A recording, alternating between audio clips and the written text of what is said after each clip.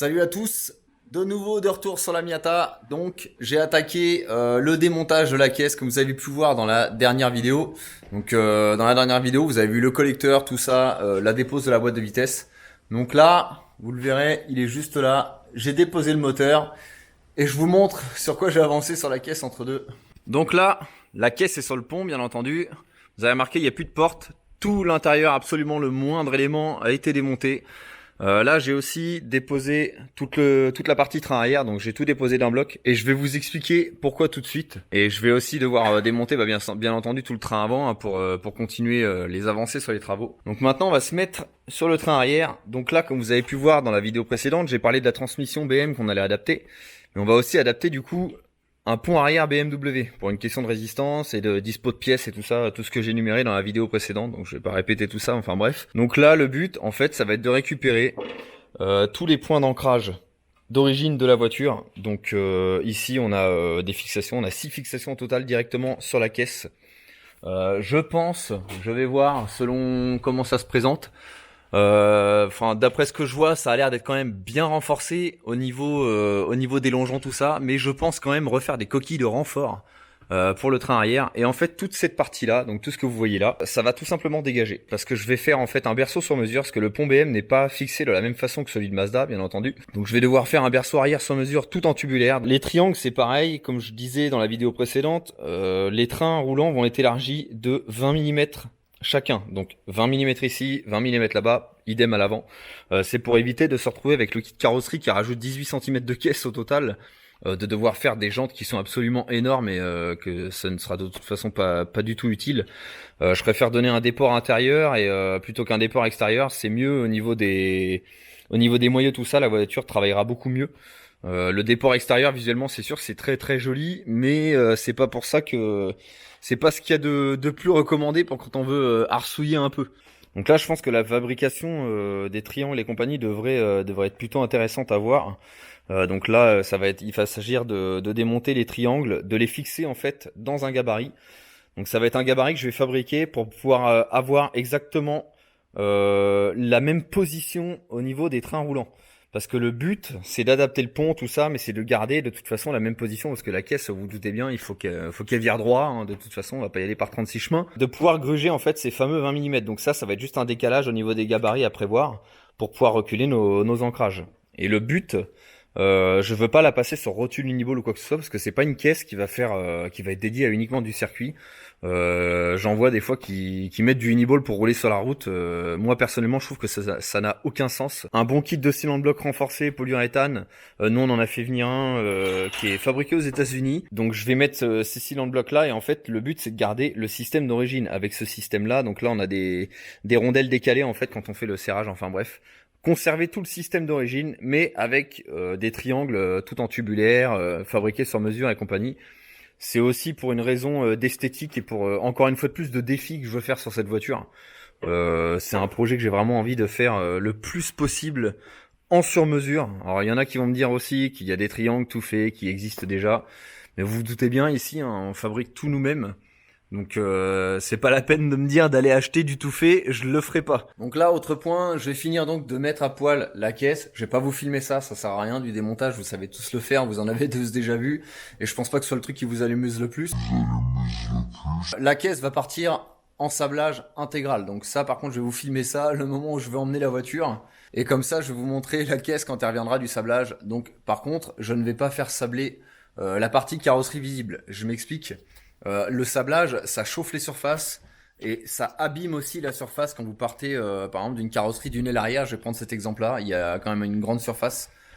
Si c'est pas sablé selon certaines façons, avec certains abrasifs, tout ça, ça déforme. Le problème, c'est qu'après, quand vous voulez dresser la tôle, c'est presque impossible d'avoir un résultat nickel. Donc, c'est pas du tout ce que je veux, hein. Je veux que ce soit nickel. Donc, du coup, je vais faire sabler uniquement tout ce qui va être intérieur, les parties pliées de caisse. Tous les dessous de caisse, enfin bref, tous les accessoires compartiments moteur intérieur, dessous de caisse, passage de roue et compagnie, sauf la carrosserie visible. Et le but, c'est vraiment d'avoir un châssis totalement sain de rouille, de ne plus avoir de rouille du tout. Ensuite, je vais le passer entièrement avec de l'après phosphatant et ça va me permettre en fait de pouvoir bosser sur la caisse derrière. Parce que si je mets par exemple de l'après époxy directement, du bicomposant, quand vous voulez faire de la soudure ou quoi que ce soit, c'est très emmerdant, ça vous empêche de souder correctement et c'est surtout que ça va se mettre à cramer de partout. Enfin bref, le phosphatant c'est vraiment adapté à ça pour refaire des travaux de tôlerie derrière.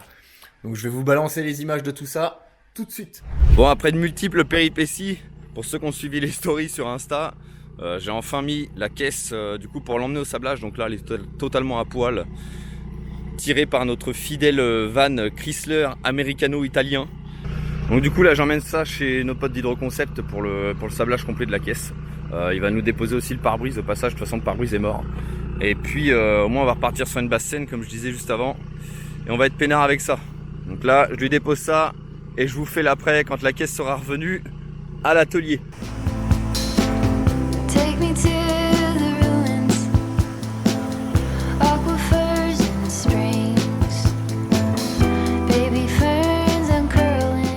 Many tic-tacs later. Bon, je suis de retour du sablage, là je viens de récupérer la caisse.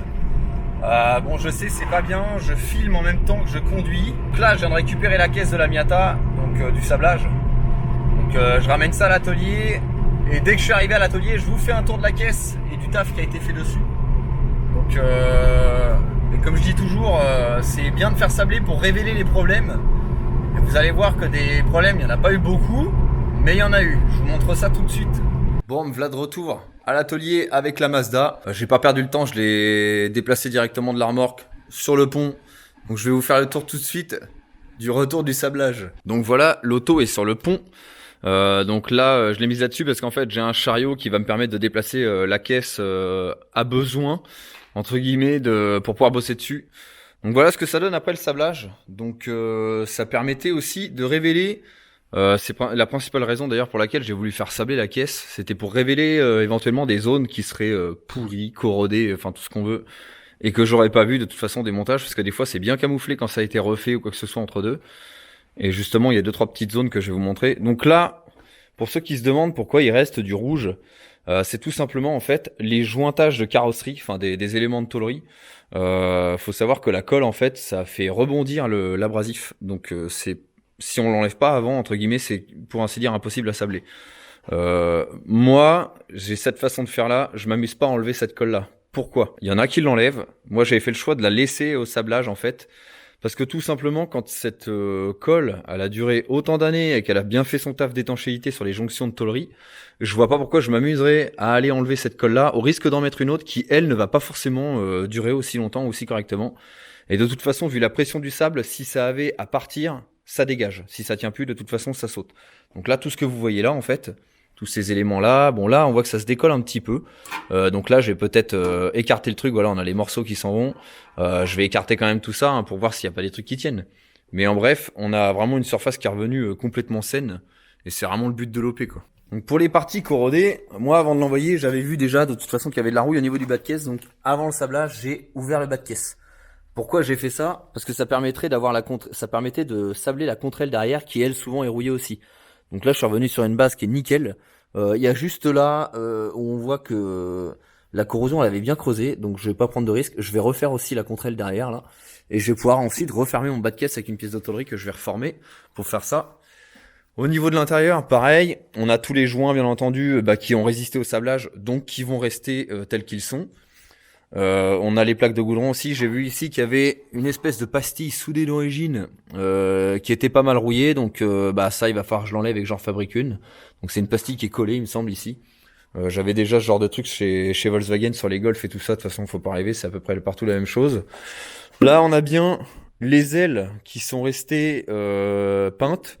J'ai demandé justement qu'elles ne soient pas sablées, parce que le sablage comme certains le savent, ça peut déformer. Donc du coup j'ai demandé de laisser les parties visibles et ponçables avec une ponceuse telles qu'elles sont. Donc là au moins je risque pas d'avoir de déformation ou quoi que ce soit. Au niveau de l'arrière pareil, ça c'est quelque chose que j'avais pas vu, c'est là encore tout l'intérêt du sablage. Il y avait des trous de rouille au niveau du coffre, c'est là où passe le joint, tout ça. Et ça je ne le voyais absolument pas, je pense qu'il y avait un mastic ou quelque chose là-dessus. Donc je sais pas trop en fait. Ça a révélé aussi une réparation un peu hasardeuse qui a été faite ici au niveau du bas de caisse. Là, on voit clairement qu'il y a eu de la soudure ou quelque chose de fait avant. Tiens, il y a encore du sable qui tombe d'ailleurs. Donc là, c'est pareil. Je vais pas me poser 1000 questions. Je vais ouvrir tout le morceau de toute façon pour vérifier comment c'est derrière. Si derrière c'est sain, je vais mettre moi-même un coup de sablage. De toute façon, j'ai de quoi sabler les petits éléments. Donc, pour pouvoir avoir tout ça de sain, parce que ça, c'est la maladie sur les MX5. De toute façon, c'est les pieds d'ailes comme ça. Souvent, ils sont pourris. Au niveau des intérieurs de coffre, tout ça, bah, c'est pareil. C'est super sain, c'est en super état. Donc ça, c'est vraiment une bonne nouvelle. L'autre intérêt du sablage, je sais pas si vous imaginez, à les poncer, surtout dégraisser aussi parce qu'il y a du gras, une espèce de dépôt de cire dégueulasse d'origine. Vous imaginez aller poncer, dégraisser tout ça dans des recoins comme ça, c'est impossible, hein, clairement. Vous pourrez jamais faire du travail propre si vous sablez pas de toute façon. En tout cas, du travail avec un bon traitement derrière. C'est pour moi la seule solution, c'est le sablage. Et éventuellement les bains d'acide, mais ça, je vais pas m'étaler là-dessus, mais c'est une solution que j'aime pas du tout. Tout simplement parce que l'acide, on peut pas forcément la neutraliser comme on veut. Enfin bref. Et encore un autre endroit que je suspectais pas, mais ici c'est pareil, le sablage ça a révélé un trou de corrosion au niveau de de l'encadrement du pare-brise en fait, tout simplement. D'ailleurs là on voit la soudure d'origine. Je sais pas si ça va être très visible en vidéo, mais là on voit il y a une brasure en fait. Donc ça c'est certainement l'assemblage d'usine qui est comme ça. Je pense qu'on a la même chose de l'autre côté, je vais vérifier quand même avant de dire des conneries. On a exactement la même chose de l'autre côté, donc c'est bien ça. Donc là je vais la lever et on va aller faire un tour sous la caisse pour que je puisse vous montrer tout ça. Donc là on est passé sous la caisse. Donc voilà ce que ça donne sous la voiture. Ça fait vraiment bizarre de voir la caisse sans aucun truc dégueulasse comme elle avait juste avant d'aller au sablage. Donc là c'est pareil, on a un espèce de revêtement d'origine. C'est pas du revêtement bitumeux, hein, ça doit être un revêtement polyuréthane qui est pulvérisé type une colle. C'est hyper résistant, ça colle super fort. Et ça c'est pareil, je vais le laisser tout simplement parce que s'il a tenu toutes ces années, il retiendra tout autant d'années derrière. Donc c'est un peu le concept. Moi je vais juste bien décaper en fait ici et faire de toute façon tout mon traitement derrière et refaire ensuite. Quand j'aurai fait mon impression phosphate, enfin mon après phosphatant pour traiter anti-rouille, je vais aussi poser de l'après époxy. Et comme ça, je pourrais refaire tout le dessous de caisse. Mais avant d'en arriver à l'après époxy, il va falloir que je fasse toutes les modifs châssis et tout ça. C'était le but aussi. À l'arrière, idem, on a tous les ancrages de berceau arrière, donc qui sont en très bon état. C'est ça que je voulais vérifier aussi, de pas avoir de corrosion à cet endroit-là, parce que bah mine de rien, on va mettre de la puissance. Et je voudrais pas que ça arrache le châssis. Comme sur certaines BMW, mais là je vais fâcher la communauté des BMistes. Et donc là ouais, on a vraiment quelque chose de super sain. Même ici là, dans les renfoncements, alors je sais pas si vous voyez trop en vidéo parce que c'est un peu sombre, mais la caisse est vraiment super saine, quoi. Je suis super content à ce niveau-là, il y a quasiment pas de boulot à faire, quoi. Même là au niveau des passages de roues, alors ça c'est les endroits critiques sur les voitures anciennes, sur toute marque d'ailleurs confondues. Souvent les pieds d'ailes comme ça sont pourris. Là on a absolument rien, je passe ma main, je sens absolument aucune corrosion. De l'autre côté, c'est pareil, c'est vraiment super sain, quoi. C'est vraiment étonnant quand même que les trains roulants de la caisse étaient aussi rouillés et que la caisse en elle-même est absolument rien, quoi. Donc là, vous avez bien compris que le but, c'était de sabler la caisse, révéler tous les défauts, d'avoir une base de travail, parce que c'est surtout ça qui est un peu intéressant avec le sablage. Là, je vais la passer entièrement en après-phosphatant. C'est de l'après avec du zinc dedans. L'avantage, c'est que ça vous empêche pas de travailler sur la voiture. Donc vous mettez ça, c'est un après monocomposant, ça protège tout le sablage qui a été fait, le temps que vous fassiez les modifs sur la voiture ou que vous restauriez la voiture de toute façon. Et l'avantage c'est que vous aurez pas de corrosion le temps de ça vous permet de bosser dessus, c'est pas chiant pour souder ou quoi derrière. Donc là c'est vraiment ce qui m'intéressait. Et là je repars sur une caisse qui est complètement saine en fait. De toute façon quand je vais avoir refait les quelques dommages de corrosion que vous avez vu là, que je vous ai montré, on va avoir une base qui va vraiment être nickel de chez nickel. Donc là vu les chevaux qu'on va mettre dans la voiture, le but c'est pas se retrouver avec une merguez qui va se couper en deux dès qu'on va accélérer en fait, c'est pas du tout ça le délire. Donc là je la redescends sur le chariot et puis tout simplement la suite ça va être d'attaquer les trains roulants. Donc ça va être le prochain programme, donc ils sont là. J'ai déjà désossé tout le berceau. Donc on va garder le berceau moteur, lui il va être sablé, pareil il va avoir un traitement complet. Et en fait, tout ce qui va être fabriqué en tubulaire, ça va être ces éléments-là, donc tous les triangles. Moi, j'ai fait venir donc un kit cylinder bloc polyuréthane renforcé. Donc, je vais refabriquer en fait comme à l'origine, en rajoutant 2 cm de largeur sur les trains roulants et en regardant, je crois que je l'avais expliqué dans la dernière vidéo, en décalant aussi certainement les positionnements des amortisseurs. Je vais voir comment ça va se passer. Ça se trouve, je vais peut-être rester dans le même alignement et juste faire des renforts de triangles. Donc tous les triangles à faire, déjà, ça va être énormément de travail, même au niveau de l'arrière. Donc le but, c'est de reprendre, entre guillemets, enfin, c'est même pas entre guillemets, c'est de reprendre les triangles d'origine et à fabriquer ça en tubulaire. Non seulement pour le côté rigide, c'est beaucoup plus rigide que de la tôle emboutie comme on a là. Ça, c'est des tôles qui sont mises en dépresse. Je vous le dis tout de suite, c'est du chewing-gum. Hein. Ça se tord. On le voit pas quand on roule, mais c'est hyper guimauve. Donc, je vais m'arrêter là pour cette vidéo. Alors, ça aurait été une vidéo assez courte. En tout cas, de ce que j'en estime après avoir filmé tout ce que je viens de vous passer, en fait. La prochaine vidéo, je vais surtout m'attarder, donc comme je disais à l'instant, sur les trains roulants. Là, il faut que je commande tout ce qui est tube, parce que c'est des tubes qui sont pas forcément simples à avoir. Donc surtout, si vous voulez voir la suite, n'hésitez pas à vous abonner et d'activer la petite cloche pour rien rater des vidéos qui seront postées. Et je vous dis à bientôt pour la suite sur la Miata. Allez, ciao!